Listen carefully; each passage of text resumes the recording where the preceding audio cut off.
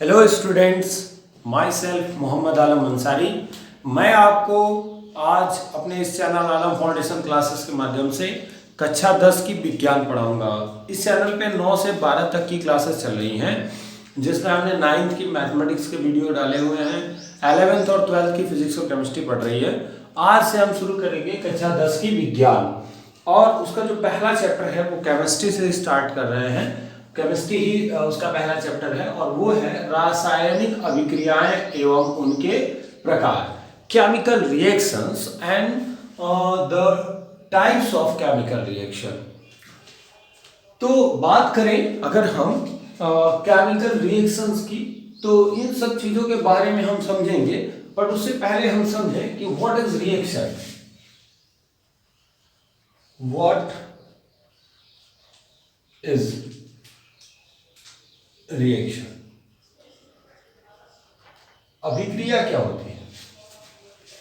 तो रिएक्शन का अगर हम समझें कि व्हाट इज रिएक्शन, तो हम कह सकते हैं कि वे क्रियाएं, दैट एक्शंस, वे क्रियाएं जिनके द्वारा किसी भी पदार्थ का गुण, संरचना, संघटन ये बदल जाए, वो क्या कहलाएंगी, अभिक्रियाएं कहलाएंगी। तो हम लिख सकते हैं वे क्रियाएं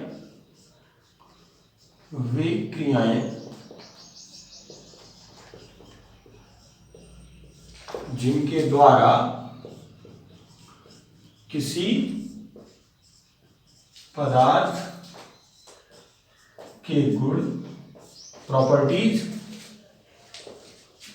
संगठन, कंपोजिशन व संरचना,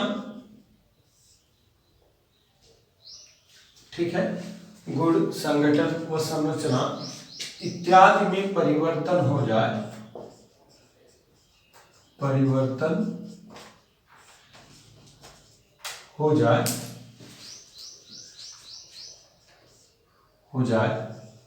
अभिक्रिया कहलाती है।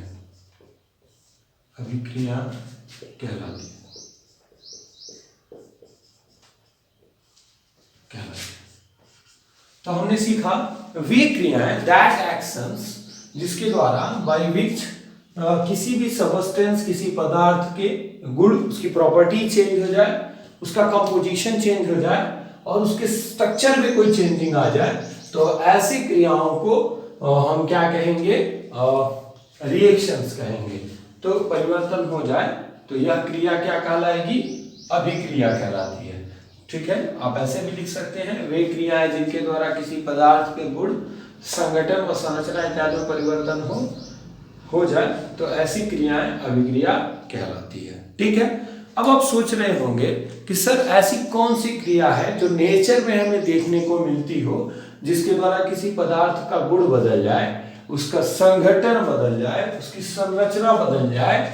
जैसे नेचर में आप देखे होंगे पानी को, सिंपल आप समझा रहे हैं आपको, पानी को देखे होंगे आप, तो पानी क्या होता है कि पहले लिक्विड स्टेट में है, अचानक टेम्परेचर बहुत डाउन हो गया तो बर्फ के रूप में बदल गया, तो उसका संरचना बदल गया, स्ट्रक्चर बदल गया। ठीक है, तो वो भी एक रिएक्शन की तरह ही कंसिडर किया जाएगा। दूध से दही का बनना भी एक क्या है, एक क्रिया है, एक ऐसी क्रिया है जिसको हम कहेंगे कि उसका संरचना बदल गया, उसका संगठन बदल गया और उसका गुण भी बदल गया। दूध, आप बहुत अच्छे से दूध को आप ऐसे नॉर्मली ड्रिंक कर रहे हैं, पी रहे हैं, उसको दूध को तो पी सकते हैं, पर आप दही का जो शेप है, दही का जो नेचर है वो दूध के नेचर से टोटली डिफरेंट है। तो आप कहेंगे कि उसका गुण बदल गया, उसका संगठन बदल गया और उसकी स्ट्रक्चर में भी बदलाव आ गया। तो ये क्रियाएं जिनके द्वारा पदार्थ के संगठन, गुण, संरचना इत्यादि में परिवर्तन हो, अभिक्रिया कहलाएगी। जैसे मैं बता रहा हूँ, दूध का दही में बदलना, ये हमारे नॉर्मल होता रहता है, सॉरी, ठीक है, ये हमारे नेचर में होने वाली घटनाएं हैं। और क्या होता है, श्वास का लेना, ठीक है, सांस का लेना, हम जो सांस ले रहे हैं, ब्रीदिंग कर रहे हैं, सांस लिया तो ऑक्सीजन अंदर गई, छोड़ा तो कार्बन डाइऑक्साइड बाहर आ गई। लोहे पर जंग का लगना, ठीक है, ये सभी अभिक्रिया के अंतर्गत आएगी। अब हम यहाँ पर अपने चैप्टर के नेम में देखें तो रासायनिक अभिक्रिया, यानी हमें स्पेशली उस अभिक्रिया में किस अभिक्रिया की बात करनी है, रासायनिक अभिक्रिया की। तो अभी ये समझना होगा कि अभिक्रिया कितने प्रकार की होती है कि हमें सिर्फ स्पेशली रासायनिक अभिक्रिया की बात करनी है। तो पहले ये बना लीजिए, फिर हम आगे बताते हैं आपको रिएक्शन के टाइप्स के बारे में।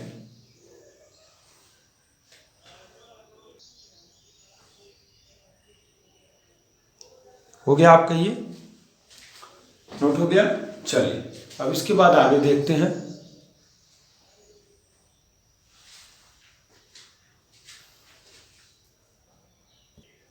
चलिए अब आगे देखते हैं कि जो रिएक्शन है वो कितने टाइप का है। दो टाइप का होगा, न्यूक्लियर रिएक्शन और केमिकल रिएक्शन, नाभिकीय अभिक्रिया और रासायनिक अभिक्रिया।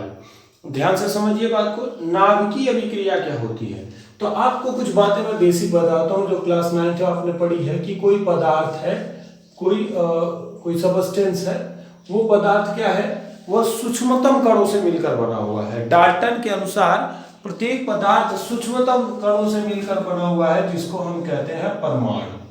ठीक है, और फिर आपने पढ़ा होगा कि परमाणु में तो परमाणु कैसा है, गोलाकार है, अति सूक्ष्म है और विद्युत उदासीन है। तो जो गोलाकार है वो कैसा है, उसका एक अपना छोटा सा सूक्ष्म भाग है जिसमें न्यूट्रॉन और प्रोटॉन है, वो धनावेशित है, और बाहर क्या होता है, वो इलेक्ट्रॉन उसमें चक्कर लगाते हैं। ठीक है, पदार्थ क्या होता है, पदार्थ सूक्ष्मतम कणों से मिलकर बना है जिसे परमाणु कहते हैं। वो परमाणु कैसा है, गोलाकार है, और गोलाकार है तो उस परमाणु के 3 मुख्य घटक हैं, कौन कौन है, इलेक्ट्रॉन, प्रोटॉन और न्यूट्रॉन। तो अब आप ध्यान से समझिए कि ये जो अंदर वाला भाग है धनावेशित, जिसको हम कह रहे हैं नाभिक। क्या कह रहे हैं, नाभिक।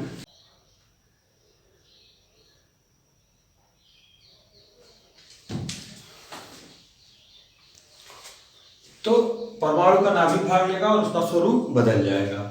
और जब केमिकल रिएक्शन की बात करेंगे तो वो रासायनिक अभिक्रिया जिसमें परमाणुओं के बाहरी कोष के इलेक्ट्रॉन भाग लेते हैं। जानते हैं कि परमाणु के बाहर बहुत सारे कोष होते हैं, बहुत सारी कक्षाएं होती है, वृत्ताकार कक्षाएं होती है, जिनको K, L, M, N अक्षरों द्वारा व्यक्त करते हैं। और सबसे बाहरी कोष का जो इलेक्ट्रॉन होता है उस पर नाभिक का आकर्षण सबसे कम होता है, उसको निकालना उतना आसान होता है। तो सब परमाणुओं के बाह्यतम कोष के इलेक्ट्रॉन भाग लेते हैं, जिससे परमाणु का निजी स्वरूप नष्ट नहीं होता है। ठीक है, तो रिएक्शन 2 तरह का, न्यूक्लियर और केमिकल। अगर न्यूक्लियर रिएक्शन की बात करेंगे तो परमाणु का नाभिक भाग लेगा, केमिकल रिएक्शन की बात करेंगे तो बाह्यतम कोष के इलेक्ट्रॉन भाग लेंगे। हम केमिकल रिएक्शन को दूसरे ढंग से भी परिभाषित कर सकते हैं। तो पहले इसको नोट कर लीजिए, फिर आगे इसमें बताते हैं केमिकल रिएक्शंस के बारे में और क्या बातें हम समझ सकते हैं, हम कौन सी बात और है जो केमिकल रिएक्शन के बारे में कह सकते हैं। तो चलिए देखिए, इसको मिटाते हैं, नोट हो चुका होगा।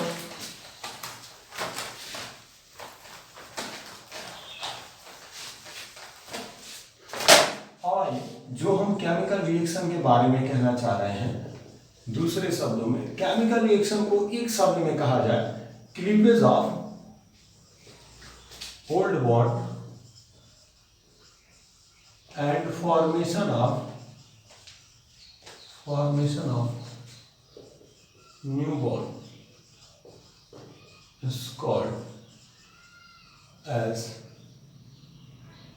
chemical reaction।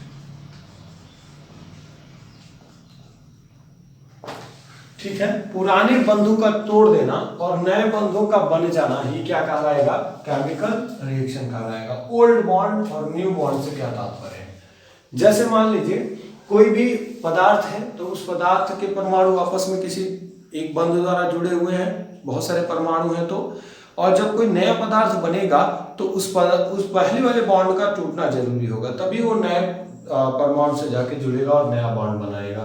तो cleavage of old bond and the formation of new bond is called chemical reaction. अगर आप बॉन्ड वगैरह का कॉन्सेप्ट नहीं पढ़े होंगे क्लास 9 में तो थोड़ी सी समस्या होगी, ये लैंग्वेज आपको कम समझ में आएगा। इसके अलावा हम एक और डेफिनेशन इस केमिकल इक्वेशन की केमिकल रिएक्शन की हम दे सकते हैं। क्या दे सकते हैं, एक ऐसी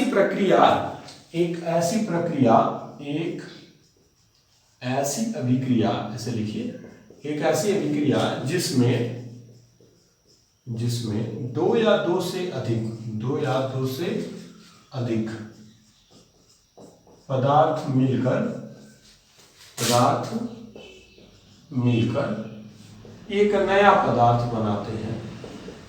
एक नया पदार्थ बनाते हैं, क्या कहलाता है? रासायनिक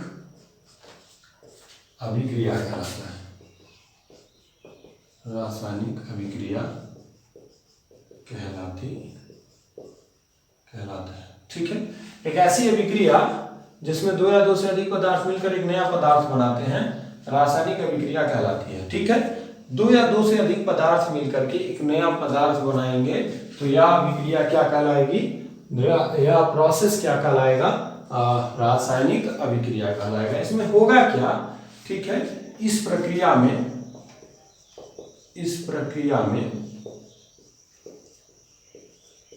उनके क्या क्या बदल जाएंगे? जो मैंने पहले बताया था आपको कि किसी अभिक्रिया में जो जो चीजें बदलेंगी वो भी यहां भी चेंज होगा इस प्रक्रिया में। ठीक है, उनके भौतिक अवस्था फिजिकल स्टेट, मतलब सॉलिड, लिक्विड, गैस, एक्वस, इनकी बात कर रहा है। प्लीज यहां समझने की कोशिश कीजिए।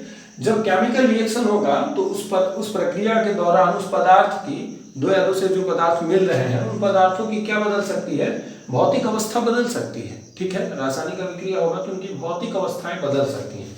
जैसे सॉलिड है, लिक्विड है, गैस है, यही तो भौतिक अवस्था पड़े होंगे पदार्थ की। तीन भौतिक अवस्थाएं, ठोस, द्रव, गैस, होती तो पांच है, प्लाज्मा, बोस-आइंस्टीन, कंडेंसेट। हम बात सिर्फ इनकी कर रहे हैं। सॉलिड होगा, लिक्विड होगा, गैस होगा या एक्वस जली विलयन में होगा। तो उस प्रक्रिया में उनकी भौतिक अवस्था, ठीक है, रंग, उनका कलर चेंज हो जाएगा। ठीक है, टेम्परेचर, ताप, ये भी चेंज हो जाएगा। ठीक है, उनका स्ट्रक्चर ये भी चेंज हो जाएगा। ठीक है, संरचना तथा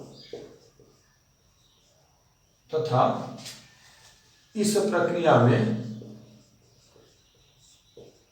पहले इसको कंप्लीट करते हैं। इस प्रक्रिया में उनकी भौतिक अवस्था, रंग, ताप, संरचना में परिवर्तन क्या हो जाएगा?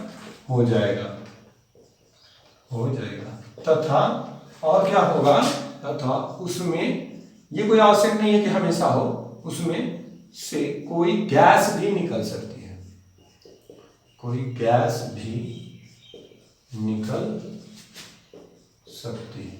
ये कोई जरूरी नहीं कि हमेशा गैस ही निकलेगा। केमिकल रिएक्शन होगा तो गैस ही निकलेगा। कुछ ऐसे रिएक्शन आएंगे जिसमें गैस निकल रहा होगा। जैसे किसी धातु को जब आप अम्ल में डालेंगे, जैसे सोडियम धातु ले लीजिएगा और उसको सल्फ्यूरिक अम्ल में डालिएगा तो हाइड्रोजन गैस निकलने लगेगा। तो यहाँ क्या हो रहा है? उस अभिक्रिया के दौरान गैस भी निकल रहा है। तो जब रासायनिक अभिक्रिया होगी तो इस प्रक्रिया में, इस प्रोसेस में, इस अभिक्रिया में क्या होगा? जो पदार्थ है उनकी भौतिक अवस्थाएं चेंज हो सकती है, उनके कलर चेंज हो सकते हैं, उनके टेम्परेचर चेंज हो सकते हैं, उनका स्ट्रक्चर चेंज हो सकता है और उसमें से कोई गैस भी निकल सकती है। पॉज करके आप इसको नोट करिए, फिर इसके उदाहरण पे बात करते हैं। नोट हो गया? इसके उदाहरण की बात अगर हम करें तो उदाहरण स्वरूप हम इसके जो जनरल हमारे दैनिक जीवन में होने वाली क्रियाकलाप है, जैसे मैं इसके पहले उदाहरण लिखा था सांस का लेना, फिर मैंने आपको क्या लिख के बताया था? भोजन का पाचन। भोजन जो हम कर रहे हैं, जो हम खाते हैं, हम जो खा रहे हैं उसका डाइजेशन बहुत जरूरी है। तो उसके डाइजेशन से ही हमें एनर्जी मिलनी है। तो भोजन का पाचन भी एक रासायनिक अभिक्रिया के अंतर्गत आता है। लोहे पे जंग लगना, ये भी एक रासायनिक अभिक्रिया के अंतर्गत आता है। लोहा जो होता है खुले वातावरण में उसको छोड़ दीजिए तो नमी और वायु की उपस्थिति में उस पर जंग लग जाता है, जिसको रस्टिंग ऑफ आयरन कहते हैं इंग्लिश में। तो ये भी क्या है? उसी का एक एग्जाम्पल है, केमिकल रिएक्शन का ही एग्जाम्पल है। दूध से दही का बनना भी रासायनिक अभिक्रिया का ही उदाहरण है। तो मैंने आपको कई एग्जाम्पल बताए जो हमारे दैनिक जीवन में होते हैं। कौन कौन से होते हैं थोड़ा बताइए। जैसे मैंने अभी बताया भोजन का पाचन, लोहे पे जंग का लगना, दूध का दही में बदलना, यहाँ तक कि दूध का फटना भी एक रासायनिक अभिक्रिया का ही एग्जाम्पल है। सांस का लेना, ये भी एक रासायनिक अभिक्रिया का ही उदाहरण है हमारे लिए। चलिए अब आते हैं इसके आगे नेक्स्ट टॉपिक पर। हमने पढ़ा कि रिएक्शन क्या होता है? रिएक्शन के प्रकार क्या होते हैं, हमने पढ़ा नाभिकीय अभिक्रिया और रासायनिक अभिक्रिया। फिर हमने देखा कि जो रासायनिक अभिक्रिया है उसको हम डिटेल में अगर पढ़ें तो कैसे पढ़ेंगे, तो रासायनिक अभिक्रिया के बारे में हमने सीखा। फिर हम देखेंगे कि रासायनिक अभिक्रिया को लिखेंगे कैसे, तो यहाँ पे हेडिंग पड़ा हुआ है रासायनिक समीकरण, यानी रासायनिक अभिक्रियाओं को एक समीकरण के रूप में व्यक्त करना ही रासायनिक समीकरण कहलाएगा। लेकिन उससे पहले ये जाने कि कोई रासायनिक अभिक्रिया है क्या। जैसे मैं एक रासायनिक अभिक्रिया लेता हूं कि जिंक ऑक्साइड को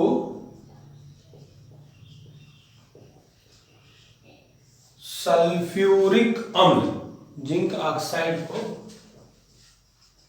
सल्फ्यूरिक अम्ल में डालने पर, ठीक है, जिंक सल्फेट वह जल बनता है, ये हमारे पास एक रासायनिक अभिक्रिया का कोटेशन है। ये रासायनिक अभिक्रिया के बारे में लिखा हुआ है कि कोई जिंक ऑक्साइड है उसको हम क्या कर रहे हैं, सल्फ्यूरिक अम्ल में डाल दे रहे हैं, तो जिंक सल्फेट व जल बन जा रहा है। अब कोई भी आपसे पूछेगा कि इस रासायनिक अभिक्रिया को, तो बड़ा अजीब सा लग रहा है इतना बड़ा सा लिखना, तो इसको एक संक्षिप्त रूप में लिखा जाए, शाब्दिक रूप में ही लिखा जाए, लेकिन संक्षिप्त रूप में कैसे लिखा जाएगा। तो अगर हम इसका संक्षिप्त रूप लिखने की कोशिश करें तो जो इसका संक्षिप्त रूप होगा वो क्या होगा, ध्यान दीजिए, जिंक ऑक्साइड को किस में डाल रहे हैं, सल्फ्यूरिक अम्ल, किसके साथ जोड़ रहे हैं या किसके साथ क्रिया करा रहे हैं, सल्फ्यूरिक अम्ल के साथ।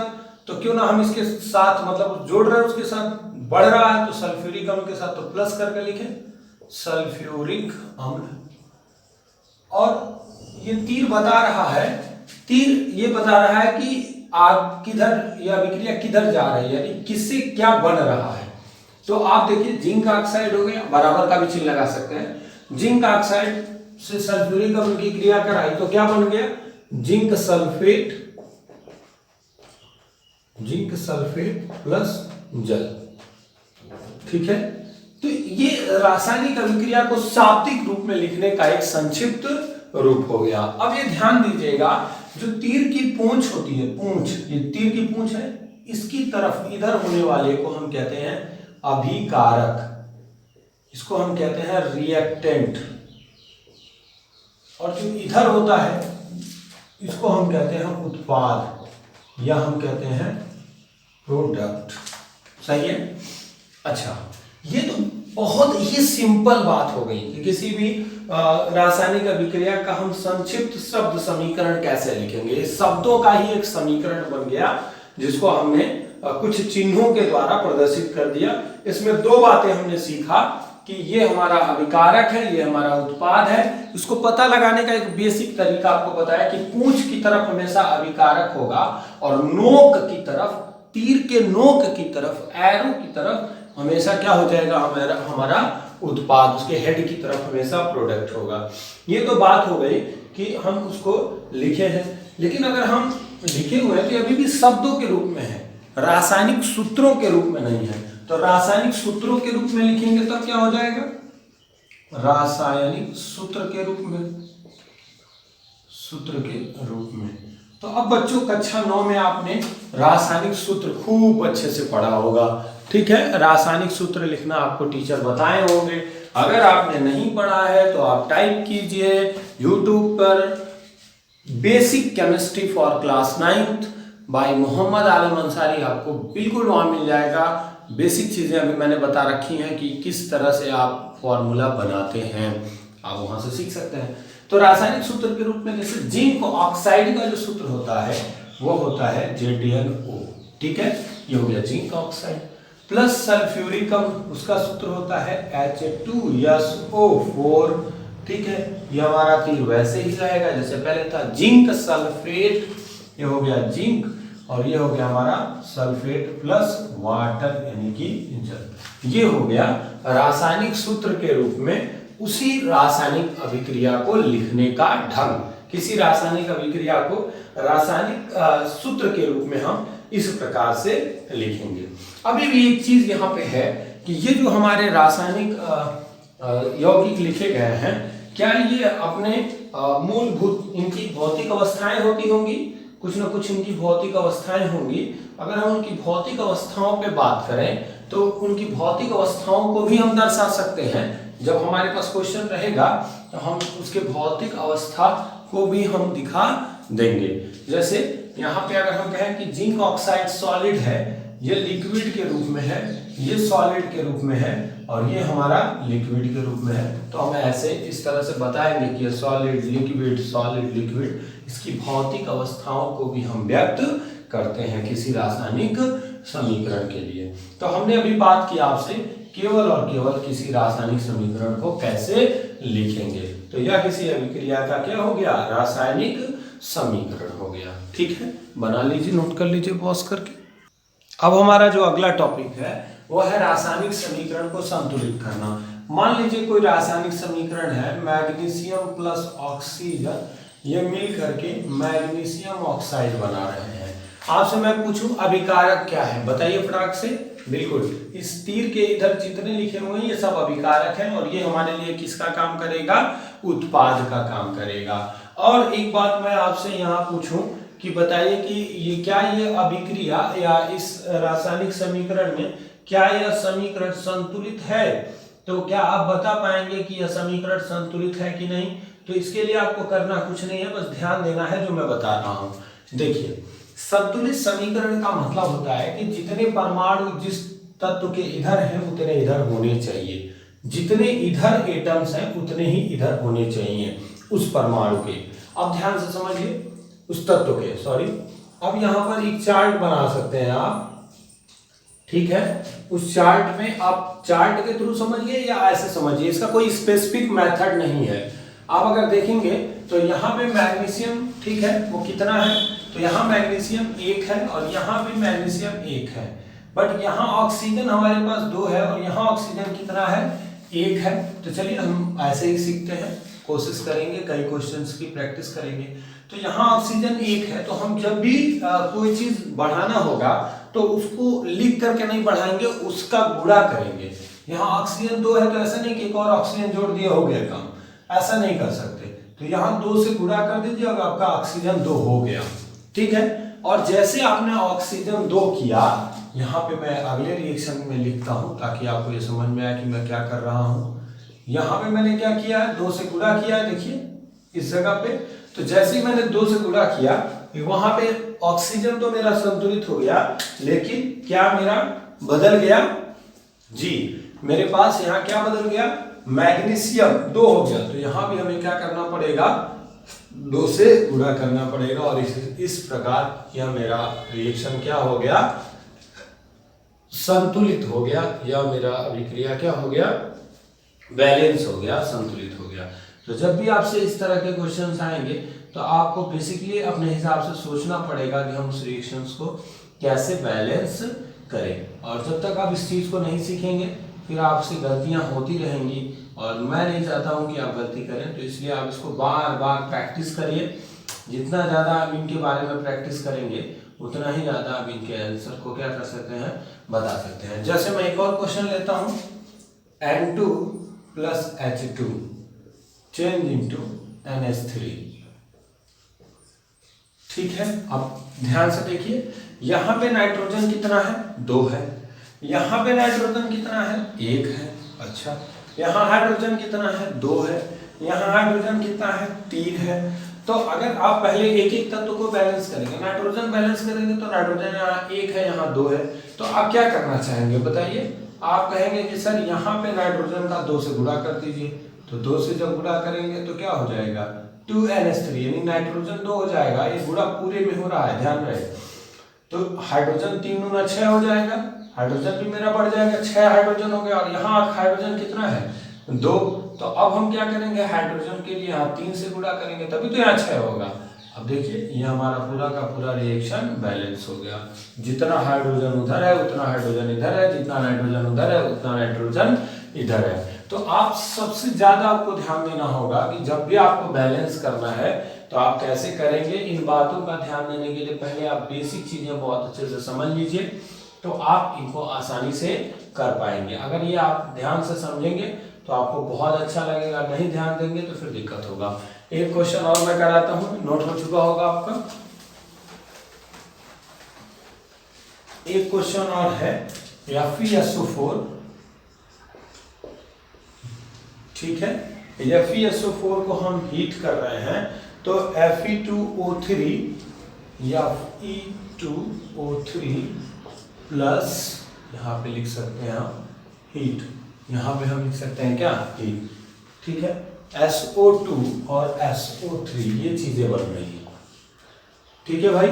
हमने क्या किया, FeSO4 को हीट किया है, हमने फेरस सल्फेट को हीट किया है, नाम भी लिखते चल रहे हैं फेरस सल्फेट। जिन लोगों ने ये नहीं पता है कि कैसे फेरस सल्फेट है, मैं बार बार कह रहा हूँ टाइप कीजिए आलम फाउंडेशन क्लासेस, वहाँ आप पूरी वीडियो लेक्चर में ढूंढना पड़ेगा, थोड़ा मेहनत करना पड़ेगा, या आप ऐसे टाइप कर लीजिए कि general basic chemistry by Mohammad Alam Ansari, आपको जरूर मिल जाएगा फॉर क्लास 9 के बच्चों के लिए पढ़ाया दिया जाता है, बता दिया जाता है, वही चीज़ है।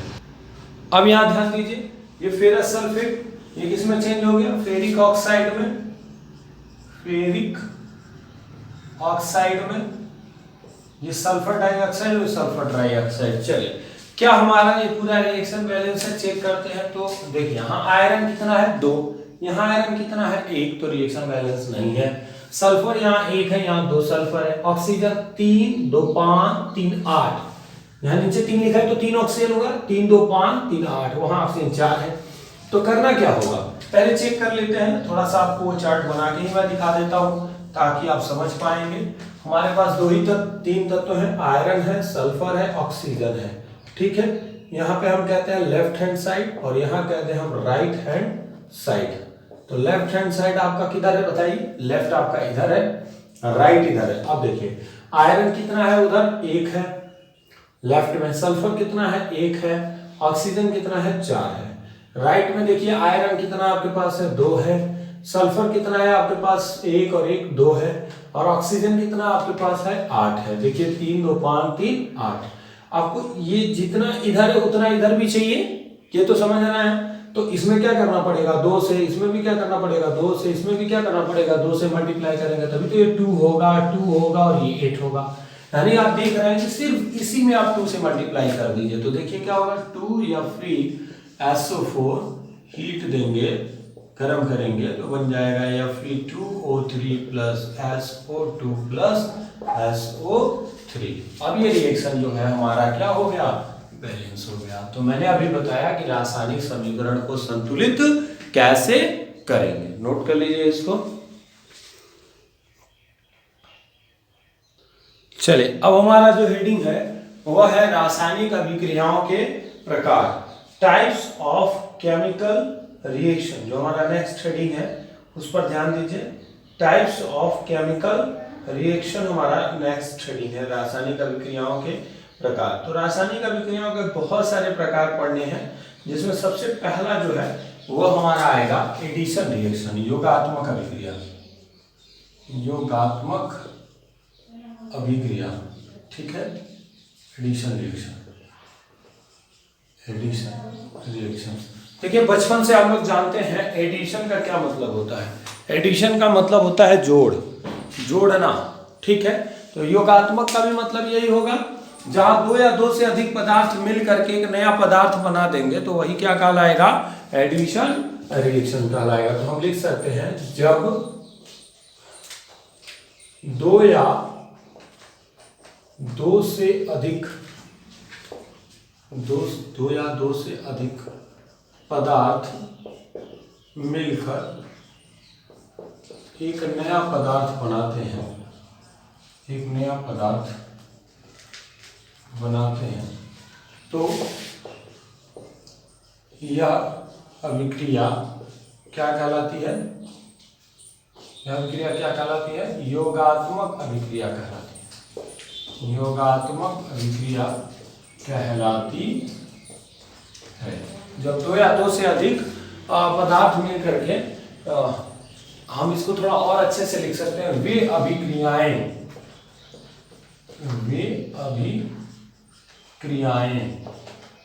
जिनमें ठीक है, दो या दो से अधिक पदार्थ मिलकर एक नया पदार्थ बनाते हैं तो यह अभिक्रिया क्या कहलाती है? तो योगात्मक अभिक्रिया कहलाती है। अब देखिए जैसे हम एक एग्जांपल ले लें, जैसे हमने कहा कि सल्फर है और ऑक्सीजन है, ये मिलकर के क्या बनाएंगे? Sulphur dioxide. तो यहाँ देखिए दो या दो से अधिक पदार्थ मिलकर के क्या बना रही हैं? एक नया पदार्थ बना रही हैं और यह अभिक्रिया क्या कहलाएगी? हमारी योगात्मक अभिक्रिया कहलाएगी। इसी प्रकार अगर हम दूसरे कंपाउंड की कोई दूसरा हम यौगिक ले लें जिसके बारे में हम बात करें, जैसे कैल्शियम ऑक्साइड बिना बुझा चूना, हम जल में घोल देते हैं, जो हम चूनाकली के लिए चूना लेके आते हैं वो बिना बुझा चूना होता है। ये किसका सूत्र है? बिना बुझा चूने का सूत्र है, बिना बुझा चूना। ठीक है, कैल्शियम ऑक्साइड जल में घोलेंगे तो CaOH का होल ट्वाइस बन जाएगा, कैल्शियम हाइड्रोक्साइड बन जाएगा, बुझा चूना बन जाएगा। तो आप देख रहे हैं कि ये दो पदार्थ हैं, दोनों एक दूसरे के साथ मिलकर के एक नया पदार्थ बना दिए, कैल्शियम हाइड्रोक्साइड बना दिए। यहाँ देखिए सल्फर और ऑक्सीजन है, ये मिलकर के सल्फर डाइऑक्साइड बना दिए। तो ये क्या कहलाएगा? योगात्मक अभिक्रिया कहलाता है। तो योगात्मक अभिक्रियाओं के बारे में इतनी बातें मैंने आपको बताई, इसको नोट कर लीजिए पॉज करके। एक आध और एग्जांपल की अगर हम बात करें, जैसे अगर हम बात कर लें कि एथिलीन है, एथिलीन का सूत्र होता है C2H4, इसको हम बोलते हैं एथिलीन। ठीक है, इस पर हाइड्रोजन का योग करा दिया निकिल उत्प्रेरक की उपस्थिति में। ठीक है, निकिल यहाँ तीर के ऊपर जो लिखा हुआ है इसको हम क्या कहते हैं? उत्प्रेरक। ये क्या है? कैटलिस्ट है, उत्प्रेरक का काम कर रहा है। तो एथिलीन जब हाइड्रोजन के साथ योग करेगा 300 डिग्री सेल्सियस के लमसम टेम्परेचर चाहिए हमें इस अभिक्रिया को कराने के लिए, बाह्य कारक के रूप में कार्य करते हैं। तो क्या बनाएगा? C2H6, इसको बोलेंगे इथेन। तो आप समझ रहे हैं कि यहाँ भी दो या दो से अधिक पदार्थ मिलकर के एक नया पदार्थ बना रहे हैं, तो ये कौन सी अभिक्रिया कहलाएगी? योगात्मक अभिक्रिया कहलाएगी। ध्यान दीजिए, दूसरा है सब्स्टिट्यूशन रिएक्शन, प्रतिस्थापन अभिक्रिया। प्रतिस्थापन अभिक्रिया को कैसे डिफाइन करेंगे? बोर्ड पे मैंने लिख रखा है, वे अभिक्रियाएं जिसमें किसी यौगिक के अणु के किसी एक परमाणु अथवा परमाणुओं के समूह के स्थान पर कोई दूसरा परमाणु या परमाणुओं का समूह आ जाता है, तो यह अभिक्रिया क्या कहलाती है? प्रतिस्थापन अभिक्रिया कहलाती है। मतलब क्या है कि कोई रिएक्शन है, उसमें कोई कंपाउंड है, कोई यौगिक है, उस यौगिक के अणु के परमाणु की जगह या परमाणुओं के समूह की जगह कोई दूसरा परमाणु आ जाए या परमाणुओं का समूह आ जाए, तो वो क्या कहलाएगा? प्रतिस्थापन अभिक्रिया। सब छोड़िए, मैं इन चीजों की बात ना करके आपको जनरल बताता हूं। आप किसी क्लासरूम में बैठे हुए हैं, ये आपका डेस्क है, यहाँ पे मान लेते हैं कि आप बैठे हुए हैं, यहाँ पे आपके अन्य दोस्त बैठे हुए हैं जो आपके साथ बैठते हैं उस बेंच पर। 5 लोग बैठे हुए हैं, अचानक से कोई नया पर्सन आया, कोई नया विद्यार्थी आया, उसने इसको हटा करके, ये ऐसे बना देता हूं, वो अपने जा करके यहाँ पे क्या हो गया? बैठ गया। तो इसने क्या किया? इस यौगिक में इस परमाणु को हटा दिया और अपने जाके जुड़ गया। तो किसी परमाणु या परमाणुओं के समूह को हटा करके कोई दूसरा परमाणु आ जाएगा, ये चला गया बाहर और ये अंदर आ गया। ठीक है, तो यही अभिक्रिया क्या कहलाएगी? प्रतिस्थापन। प्रतिस्थापन का ही मतलब होता है कि उसको हटा करके किसी दूसरे को लगा देना। ठीक, जैसे उदाहरण से और अच्छे से समझ में आएगा हमको। जैसे हमने क्या किया? कॉपर सल्फेट ले लिया, ध्यान से समझिए, ये copper sulphate, this is the copper sulphate, इसमें हमने आयरन डाल दिया।